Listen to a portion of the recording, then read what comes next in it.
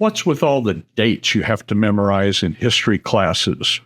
Why should anybody care about things that happened hundreds or even thousands of years ago?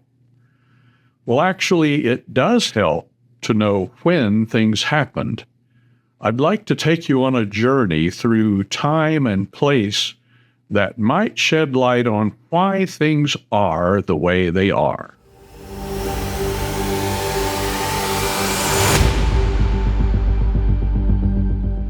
Most people find history boring when they are in school. I didn't, because I saw the story in history. I read a lot when I was growing up, and a lot of what I read was historical fiction, stories written against the backdrop of historical events. Most of the historical fiction I read related to United States history, but I also got a lot of biblical history, and that's one of the reasons I'm writing a series of novels based on the Old Testament. The series is called Age of the Kingdom, and it traces multiple generations of fictional families as well as characters that are barely mentioned in the Bible, all mixed in with the characters that are in the foreground of the biblical record. The series covers about 140 years during the reigns of King Saul, King David, and King Solomon. The first two novels are available now, and the third is almost finished. One of the reasons most people find history boring is because they only skim the surface and they don't find out about the people's lives and how the events affected them. When great events happen and famous leaders become prominent, how are the common people affected, those whose names we never learn? That, to me, is what makes history interesting. A lot of testing in history classes has to do with dates, but just learning dates is indeed boring if they are unconnected to the individual stories of the people involved. Why is it important to know the dates of historical events? Well, for one thing, knowing when an event happened can inform you about the cultural, social, and political situation that may have caused the event to take place. Rarely is any big event a one-off. There are always other smaller events that set the stage for the big thing. In school, we may only learn the date for the big event, but that event is more often than not the culmination of years of cultural and political development. The big events for which we learn the date cannot be truly understood without knowing what led up to it. So while my novels in the Age of the Kingdom series are focused on what was happening in the area we now call Israel and/or Palestine, other things happening in other places at the same time were not irrelevant and definitely had an impact on ancient Israel. So I said my novels cover 140 years, but when was that? When did the 40 years begin and end? It's not the easiest thing to establish, since back then they weren't using the calendar that we do when we label the years today. The years BC, or BCE, as it is called today, before the Common Era, count backward from a point roughly at the time of the birth of Jesus Christ. I say roughly because the people who set those dates got the date of Jesus' birth wrong, but it is what it is now. We're stuck with those dates. But no one who lived BC ever heard of BC, nor did they count their years backward. When Jesus was born, the land that had been and now is again Israel was occupied by the Roman Empire.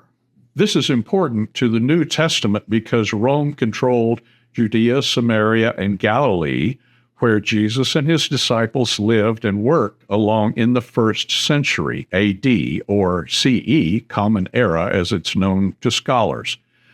Rome was also the power that martyred most of Jesus' disciples and the thousands of others in the early Christian church. If we count backward from the year 1 BCE, we find a big event at 146 BC, That's when the Romans subjugated the Greeks in the Battle of Corinth to become the predominant empire in the ancient world. The Greek Empire, which was created by Alexander the Great, had a tremendous impact on language, literature, and culture and architecture, and still does today. Go back further on the timeline to 330 BC, and that's when the Greek Empire took over from the Persian Empire, what is now Iran. The Persian Empire superseded the Babylonian Empire about 539 BCE. That's important to the people of the Bible because Judah was conquered and its people taken into captivity in Babylon in modern-day Iraq for about 70 years. But when Persia conquered Babylon, the Jews were allowed to return to the land that is modern Israel. We can see a parallel to the modern nation of Israel and the Jews returning to their ancestral home in 1948. History many times does repeat itself. But to get to the time of King Saul, King David, and King Solomon, we have to go back another 500 years to about 1071 years BCE. That's where the first book in my series, Quest for a King, starts. That's roughly 3,000 years ago. The main date that we are able to nail down during this time is 967 BCE. That's the date King Solomon began the temple in Jerusalem. There are reasons we know this is a good date, which I will maybe go through in another video. That was about 4 years after his reign began, and he reigned a total of 40 years, so his reign ended about 931 BCE. So the novels in the Age of the Kingdom series cover a period from about 1071 to 931 BCE. All these dates are approximate. I've shown the Babylonian, Persian, Grecian, and Roman empires which impacted the people of the Bible on the timeline, but there are two others which also played a role: the Assyrian Empire and the Egyptian Empire. There were others during this time, but they did not affect the Bible lands as directly. As you probably know, Israel was taken into slavery in Egypt early on and was led out of slavery in an exodus by Moses. They eventually entered what became Israel and claimed it as their promised land. That was about 1200 to 1300 BC. So why didn't Egypt exert its influence over the Middle East during the time of the rise of Israel's united monarchy under Saul, David, and Solomon? Israel clashed with the nations closest to them, Philistia, Edom, Moab, Ammon, and Syria. But Egypt was strangely quiet during this period. Egypt had already been a great empire for 2,000 years and had made Canaan a vassal state. So why did they not exert control over Canaan during the time of the united monarchy? Here's my theory. There are two possible contributing factors, one from the Bible and the other from history. First, I mentioned the Exodus under Moses. Many scholars are skeptical that there was an Exodus at all, but it seems to me that the lack of military activity in Canaan by Egypt during this time could be explained as the result of the disastrous pursuit of their Israelite slaves by Egypt's army, which ended in the whole army being drowned in the Red Sea. That would have set Egypt back for decades. As I said, most scholars don't take the Exodus, and especially the miraculous Red Sea crossing, literally, so let's look at another event which scholars do accept. Shortly after Israel's exodus from Egypt and their conquering of Canaan, the warlike sea peoples made their way around the Mediterranean rim, marauding, killing, and destroying. Eventually, they arrived at Egypt.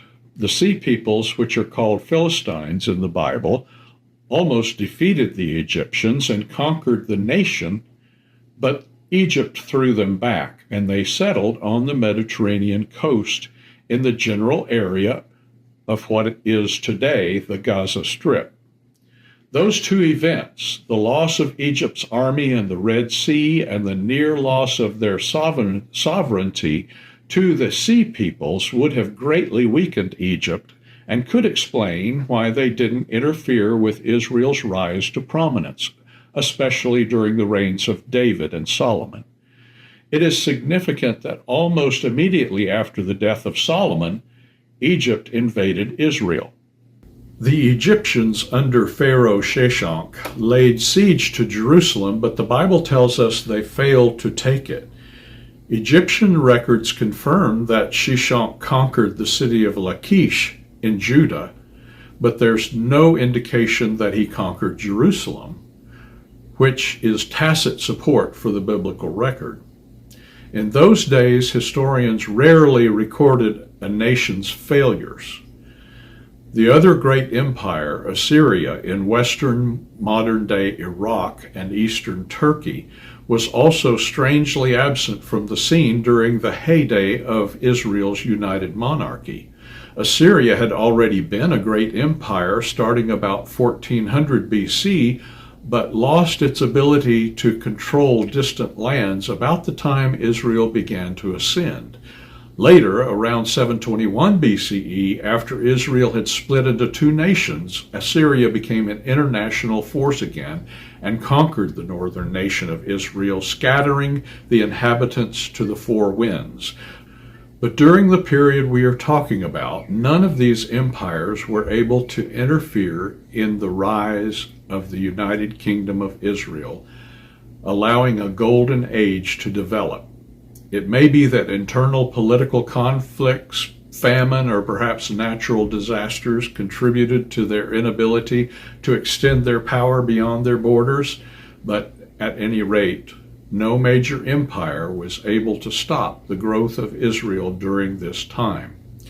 Seeing these historical events through spiritual eyes makes us think that God had a hand in reducing the power of these great empires so that his people could flourish, if only for a time. That allowed for the fulfillment of a number of prophecies concerning a ruler coming from Judah and the scepter never being taken away, as well as the promise to Abraham that his descendants would become a great nation and occupy great territory. I've already done videos about these prophecies, which you can watch here and here. If you like this kind of content, don't forget to like this video and subscribe to this channel. And if you are just getting started reading the Bible, there are links in the description below to 3 books that might be helpful to you. Thanks for watching. See you next time.